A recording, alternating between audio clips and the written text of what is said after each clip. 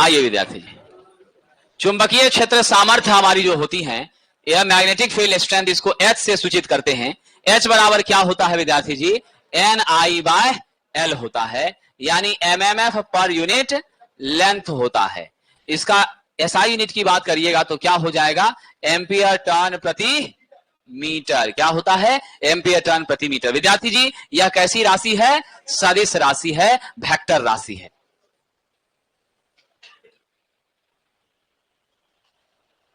चलिए आगे बढ़ें।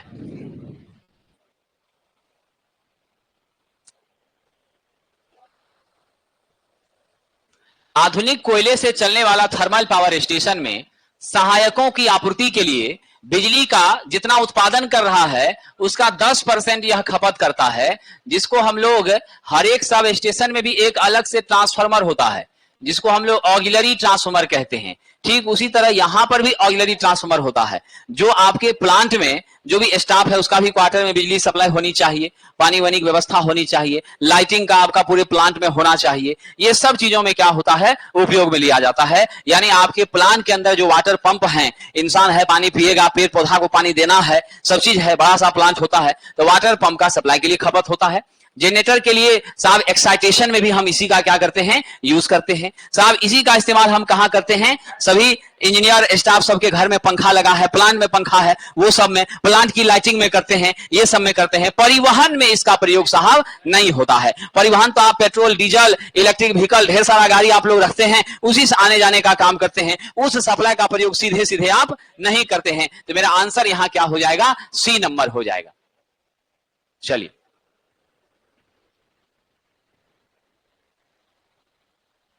आगे बढ़ते हैं।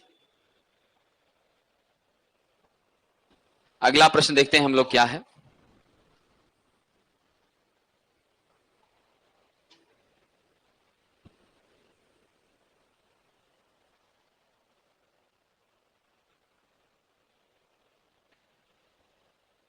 एक 137 अपलोड नहीं हुआ है, मैं अभी सूचित कर रहा हूं।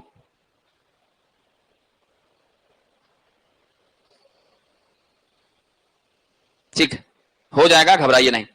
अगला प्रश्न कह रहा कि एसी परिपथ में ज्यावक्रीय धारा का आरएमएस मान IRMS होता है IM/√2। ठीक है, हम लोग इसी को कैसे लिखते हैं साहब? IM sin ओमेगा टी लिखते हैं ना हम लोग। IM sin ओमेगा टी बराबर आपको कह रहा है IM/√2।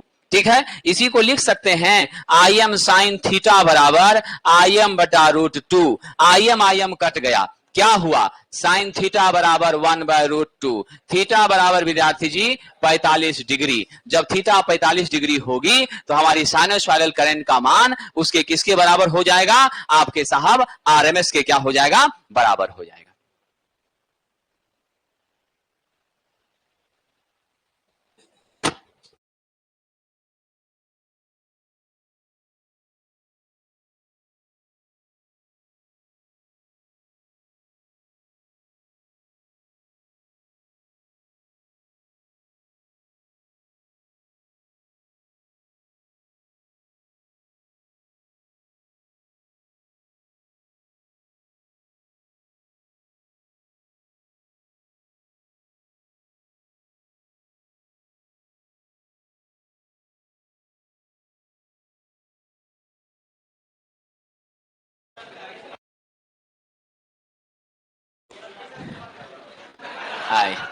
स्टेप विभव स्पर्श विभव की तुलना में क्या होता है साहब? विद्यार्थी जी, ये टावर है आपका, ध्यान रखिएगा। कोई मानव इस टावर के पास गया है, बड़ा ही फुर्तीला मानव है विद्यार्थी जी, आप देख लीजिए ये टावर से इसका हाथ क्या है? टच कर रहा है। लीकेज करंट सीधे, यानी टच पोटेंशियल क्या होती है? कोई एक व्यक्ति बिजली का झटका, मान लीजिए लीकेज करंट है, अगर हमने यहां से टच किया, मेरे हाथ में करंट आ रही, मेरे बॉडी में करंट आ रही है, कोई दूसरा व्यक्ति हमारे हाथ को टच कर लिया तो ये करंट उसके भी बॉडी में जा रही है, ये क्या होती है? Touch potential. अब फुट पोटेंशियल क्या होता है, इसका जो फुटिंग है मेरे टावर का, नीचे हम लोग तो गाड़ते ही हैं और यहां पर अर्थिंग भी देते हैं, ये भी आप जानते हैं। अब इस वाला हिस्सा से अगर कोई व्यक्ति चल रहा है और जमीन के रेंज में कहीं करंट लीक हो रही है और तब किसी के पैर से करंट जो है वस्तु व्यक्ति के अंदर प्रवेश कर रहा है, तो ये क्या कहलाती है, फुट पोटेंशियल कहलाती है। तो फुट पोटेंशियल का मान जो है हमेशा कम किससे होता है, टच से होता है, क्योंकि टच में सीधा संबंध होता है, समझ गए कि नहीं। और यहां पर क्या है, इनडायरेक्ट कनेक्शन बनता है। तो इसीलिए हमेशा याद रखिएगा स्टेप विभव स्पर्श विभव से क्या होता है, कम, यानी आपका टच पोटेंशियल ग्रेटर है साहब किससे, आपके फुट पोटेंशियल से।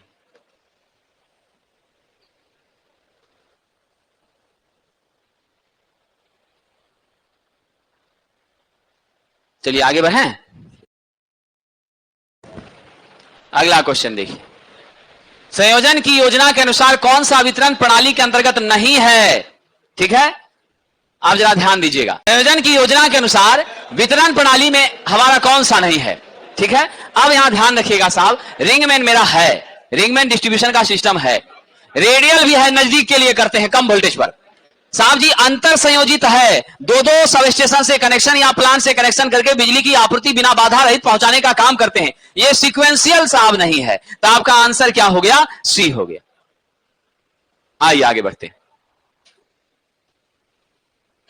यदि ब्रश ड्रॉप देखा जाता है तो डीसी मोटर का वोल्टेज समीकरण क्या बन जाता है।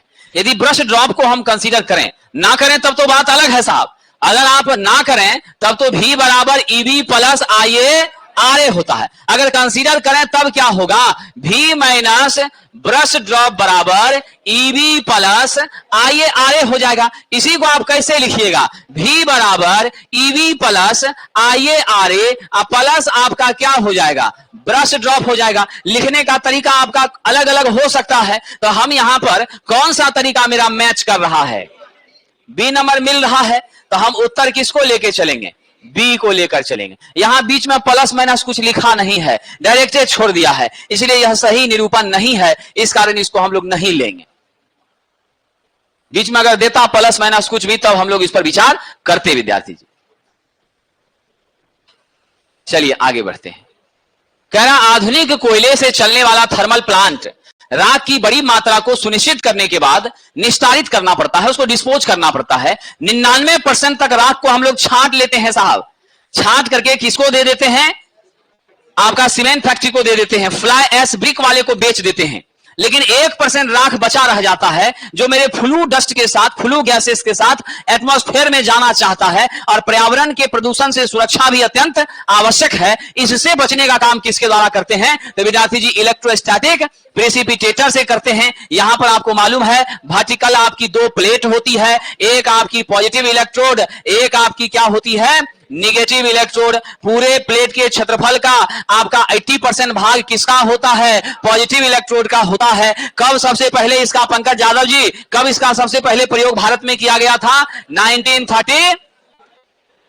1937 में इसका सबसे पहले प्रयोग किया गया था। हाई वोल्टेज के कारण आयनाइजेशन होती है, जो भी राख का कण है सबको क्या करती है साहब, अट्रैक्ट करके रोक लेती है, और फिर जो है आपका नीचे की तरफ प्लेट टकरा के झाड़ देता है आयनाइजेशन के कारण। ऊपर आपकी शुद्ध हवा ही क्या होती है, मतलब शुद्ध गैस ही जाती है, गर्म हवाएं जो है उसका कुछ अंश जो शुद्ध रूप है वही जाता है, डस्ट पार्टिकल आपका नहीं जा पाता है। उत्तर है आपका इलेक्ट्रोस्टैटिक प्रेसिपिटेटर। चलिए आगे बढ़ें। अगला देखिए, ये तो आज आप लोग शायद पढ़े थे थोड़ा बहुत, है कि नहीं।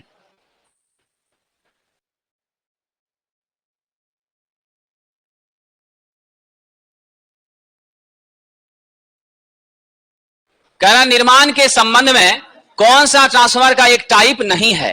कंस्ट्रक्शन के हिसाब से जरा देख लीजिएगा, कोर टाइप भी हमारा होता है। एस्पायरा कोर जो है एक आजकल हम लोग स्पाइरल स्ट्रक्चर का बनाने का प्रयोग किए हैं, ये आधुनिक रूप में क्या किया जा रहा है, इस्तेमाल किया जा रहा है। सेल भी आप जानते हैं कि हमारा है, दो पाथ यहां चुंबकीय होता है। रोटा कोर कोई भी टाइप नहीं है। आपका उत्तर इसमें क्या हो जाएगा, डी नंबर होगा। अगला कह रहा डैश एक चालक है जो किसी सब स्टेशन को उस क्षेत्र से जोड़ने का काम करता है जहां शक्ति क्या हो जाए, वितरित हो रही हो। यानी आपके साहब जी ये मेरा सब स्टेशन है, इस सब स्टेशन से सप्लाई को कहां जोड़ा है, तो मान लीजिए आपका डिस्ट्रीब्यूशन ट्रांसफार्मर में जोड़ा है। तो डिस्ट्रीब्यूशन ट्रांसफार्मर में जोड़ा है, डिस्ट्रीब्यूशन ट्रांसफार्मर से 3 फेज 4 वायर की व्यवस्था क्या हुई है, हमें प्राप्त हुई है साथियों। तो यह जो व्यवस्था हमारी प्राप्त हो रही है, इससे इसके बीच का जोड़ने का काम जो किया है, यह 3 फेज वाला व्यवस्था, इसी को क्या कहते हैं, फीडर कहते हैं। अब ये वाला जो है ये क्या होता है, डिस्ट्रीब्यूटर होता है। अब इस डिस्ट्रीब्यूटर से एक फेज एक न्यूट्रल लेकर के मिस्टर एक एक घर में जो सप्लाई आई है, ये तार क्या होता है, सर्विस मेंस होता है। क्या होता है, ये सर्विस मेंस होता है। तो हमारा उत्तर क्या हो जाएगा, फीडर हो जाएगा।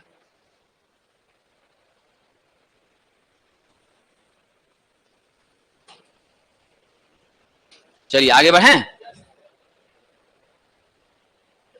220 वोल्ट डीसी मोटर में आर्मेचर प्रतिरोध V बराबर 220 वोल्ट है। आर्मेचर प्रतिरोध RA कितना है, 0.75 ओम है। आपको कह रहा है आर्मेचर धारा IA मेरी कितनी है, 20 एंपियर है। ब्रश ड्रॉप क्या कह रहा है, 0। ब्रश ड्रॉप क्या कह रहा है, 0। ऐसी परिस्थिति में आपको EV बराबर निकालना है। V माइनस सीधा क्या होगा, IARA। V के बदले में 220 दीजिए, IA के बदले में क्या लिखिएगा, 20। RA के बदले में क्या लिखिएगा, 0.75। कितना हो जाएगा, 220 माइनस 15 बराबर क्या आ जाएगा, 205 वोल्ट। उत्तर हो जाएगा सी नंबर।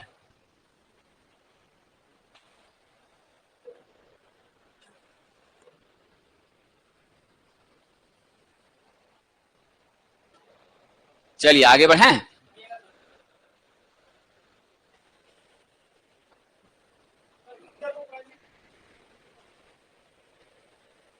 प्राइमरी डिस्ट्रीब्यूटर को कनेक्शन देने का काम करता है।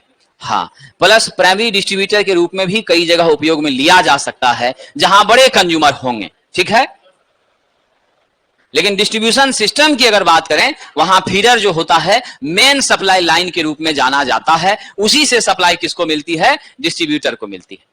किस प्रकार के मोटर में रोटर बार स्विंग पर क्या होता है, परमानेंटली शॉर्ट सर्किटेड होता है। तो आप जानते हैं साहब, ये हमारा क्या है, स्क्वायरल एंड रिंग से आपस में क्या होता है, शॉर्टेड होता है। राइट आंसर क्या दीजिएगा, ऑप्शन नंबर सी। वाइंडिंग इसमें नहीं होती है, बार का सरिया का क्या करते हैं, प्रयोग करते हैं। और ये बार सरिया या तो एल्युमिनियम का होता है या आपका कॉपर का होता है। डीसी मशीन के संदर्भ में वेव वाइंडिंग, तो साहब जी वेव वाइंडिंग के बारे में आप जानते हैं। इस वाइंडिंग को हम किस नाम से जानते हैं, सीरीज वाइंडिंग के नाम से भी जानते हैं। यहां पर मेरे ए का मान किसके बराबर होता है, 2 के बराबर समांतर पथ की संख्या। ऐसी स्थिति में आपकी धारा कम होती है, वोल्टेज आपका क्या होता है, उच्च होता है। यानी स्पष्ट रूप से उच्च वोल्टेज निम्न धारा डीसी मशीन में हम किसका प्रयोग करते हैं, आपका वेव वाइंडिंग का प्रयोग करते हैं।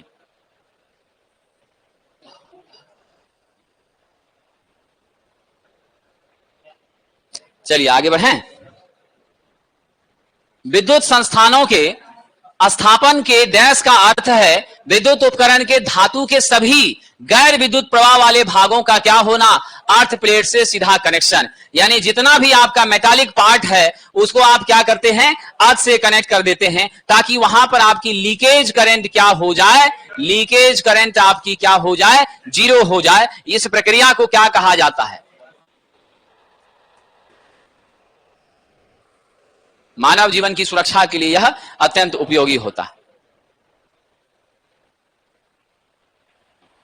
अल्टरनेटर के निर्माण के संदर्भ में हंटिंग की रोकथाम करना, हंटिंग यानी समान रूप से आपका क्या होना, वाइब्रेशन होना। ये चीजें जो करते हैं हम लोग विशेष रूप से कहां पर, आपका साइलेंट पोल टाइप रोटर में करते हैं, है ना साथियों। और इस व्यवस्था को किस नाम से जाना जाता है, डैम्पर, डैम्पर बार या डैम्पर वाइंडिंग कहते हैं। ये कॉपर का क्या होता है, आपका नेकेड बार होता है, जिसको हम लोग कहां लगाने का काम करते हैं, ध्यान रखिएगा। ये जो आपका पोल फेस है उसी पर, है ना। क्या होता है, इस तरीके से हमारा जो है उथला हुआ है, यहां यहां, है ना, इन्हीं जगहों पर हम लोग लगाने का काम करते हैं। ओम के नियमानुसार जब डैश को अस्थिर रखा जाता है, धारा चालक के सिरों के विभवांतर के क्या होती है? समानुपाती, यानी V समानुपाती I होती है। V बराबर I कब होगा? जब R एक कांस्टेंट के रूप में आएगा। R मेरा कांस्टेंट रहे, इसके लिए फिजिकल क्या मेंटेन करते हैं आप? फिजिकल कंडीशन मेंटेन किसको करते हैं? टेम्परेचर को क्या करते हैं साहब जी? कांस्टेंट मेंटेन रखने का प्रयास करते हैं। लेकिन साहब जी इस नियम में आप यह ध्यान दीजिएगा, ये जो तापमान है यह आपका क्या है? फिजिकल कंडीशन है। क्या है साहब जी? फिजिकल कंडीशन है। ठीक है, जनरली हम लोग जब भी ओम का नियम पढ़ते हैं तो यही कहते हैं, जब हम तापमान को नियत रखते हैं तो भी आई के समानुपाती होता है, और उसका प्रैक्टिकल यूज जब करते हैं तो भी बराबर आई आर होता है, जहां आर किस रूप में परिलक्षित होता है? एक कांस्टेंट के रूप में। और तभी जाके आर को हम किस नाम से जानते हैं? लीनियर एलिमेंट के रूप में साहब जानते हैं। ठीक है, तो इसलिए करके यहां पर आपको कह रहा है केप्ट कांस्टेंट, तो कांस्टेंट के रूप में किसको लिया है? आर को लिया है। इसलिए यहां पर आप क्या दीजिएगा? अवयव के रूप में प्रतिरोध को लीजिएगा। तापमान अवयव नहीं है, वह फिजिकल कंडीशन है। इसी कारण से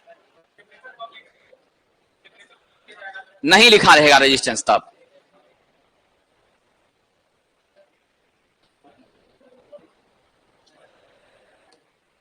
एक माध्यम में रखे गए दो चुंबकीय ध्रुवों के बीच, आपने कूलम्स लॉ पढ़ा है साथियों। कूलम्स लॉ ने के आधार पर इस पोल का स्ट्रेंथ m1 है, इसका m2 है। दोनों के बीच डिस्टेंस कितना है? r है। एट्रैक्शन या रिपल्सन का जो भी बल लगता है क्या होगा? m1 m2 समानुपाती होगा किसके? r स्क्वायर के, है ना साथियों। ये m1 आपका पोल स्ट्रेंथ है। यानी यहां से क्या पता चला? माध्यम में रखे गए दो चुंबकीय ध्रुवों के बीच का बल ध्रुव के प्राबल्य के क्या होता है? समानुपाती होता है। अब बीच की दूरी का नहीं, दूरी के वर्ग का व्युत्क्रमानुपाती। इसलिए गलत है, यह भी गलत है। दूरी का समानुपाती भी क्या है? गलत है विद्यार्थी जी। राइट आंसर कौन सा हो गया? ऑप्शन नंबर बी हो गया। ध्रुव के प्राबल्य का क्या है? समानुपाती है।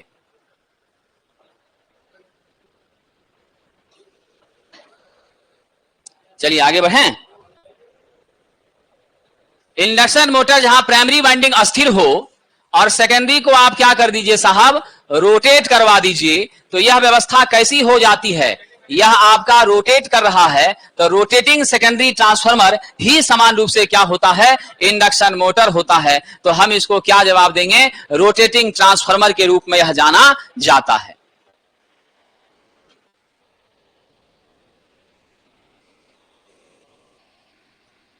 फैराडे के विद्युत चुंबकीय प्रेरण का जो दूसरा नियम है, पहला नियम तो कहता है कि यदि किसी अस्थिर चुंबकीय क्षेत्र में किसी चालक को घुमाया जाए तो ईएमएफ उत्पन्न होती है, या आपके अस्थिर चुंबकीय क्षेत्र जिसमें चालक घूमे तो ईएमएफ उत्पन्न होती है डीसी जनरेटर। अगर हमारा चालक अस्थिर रहे और चुंबकीय क्षेत्र बीच में घूमे तब क्या होगा? ईएमएफ उत्पन्न होगी अल्टरनेटर। ठीक है, तो या तो चुंबकीय क्षेत्र घूम रहा हो या चालक घूम रहा हो, कोई भी घूम रहा है एक, तो ईएमएफ उत्पन्न होती है। पहला नियम था। दूसरा नियम था उत्पन्न ईएमएफ का मान rate of change of flux के क्या होता है? समानुपाती होता है। समझ गए? तो हमारा जो है साहब क्या सही उत्तर हो जाएगा? फ्लक्स लिंकेज का परिमाण। तो फ्लक्स लिंकेज का परिमाण प्रेरित ईएमएफ के परिवर्तन की दर के बराबर होता है। यह बात उल्टा है। हमारा लिंकेज फ्लक्स क्या होता है? N phi. अब एन फाई बाई डी रहे तो ठीक है, लेकिन यहां ईएमएफ का परिवर्तन कर रहा है, इसीलिए यह उचित नहीं है। दिया गया एन स्क्वायर बाई, ये गलत है साहब। आपका सही कौन बैठ रहा है? समान संकेतन का मतलब है माइनस जो है यहां पर विपरीत दिशा को बता रहा है, ना कि ऋणात्मक इंडिकेशन है। ये किसको बता रहा है? विपरीत दिशा को। और ये विपरीत दिशा कहां से आता है? लेंज के लॉ से आता है। विद्यार्थी याद रखिएगा, साय मेरा फ्लक्स लिंकेज है जिसको हम लोग एन फाई से सूचित करते हैं।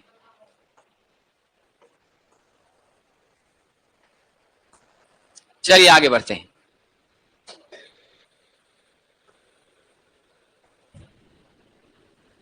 संपूर्ण चुंबकीय परिपथ के माध्यम से इकाई चुंबकीय ध्रुव को वहन करने में डैश जूल में किए गए कार्य किसके बराबर होते हैं? क्या होगा विद्यार्थी जी? पूरे मैग्नेटिक सर्किट का जो माध्यम है उसमें चुंबकीय ध्रुव को वहन करने में, यानी आपके फ्लक्स के विकसित होने के लिए जो काम किया गया है, यानी इकाई धन आवेश को अनंत से किसी बिंदु तक लाने में जो काम किया जाता है उसे क्या कहते हैं? विद्युत विभाव कहते हैं। यहां क्या किया जा रहा है, मेरे ध्रुव को साहब वहन किया जा रहा है, यानी आपके चुंबकीय फ्लक्स के सामर्थ्य को क्या किया जा रहा है, वहां से साहब लाया जा रहा है। यानी आप जानते हैं ना, ईएमएफ के कारण इलेक्ट्रॉन का प्रवाह यानी धारा का प्रवाह क्या होता है, संभव होता है। ठीक उसी प्रकार से एमएमएफ के द्वारा क्या होता है, फ्लक्स का प्रवाह संभव होता है। जैसे ही हो जाए किया गया काम, तो काम का सीधा मतलब है साहब एमएमएफ, मैग्नेटोमोटिव फोर्स, जो एनआई के बराबर होता है, जिसका यूनिट एम्पियर टर्न होता है। ठीक है विद्यार्थी जी, तो हम लोग अगली कक्षा में एक जो क्वेश्चन है उसको हम लोग क्लैरिफाई कर लेंगे और फिर कल का डिस्कशन करेंगे। बहुत बहुत धन्यवाद।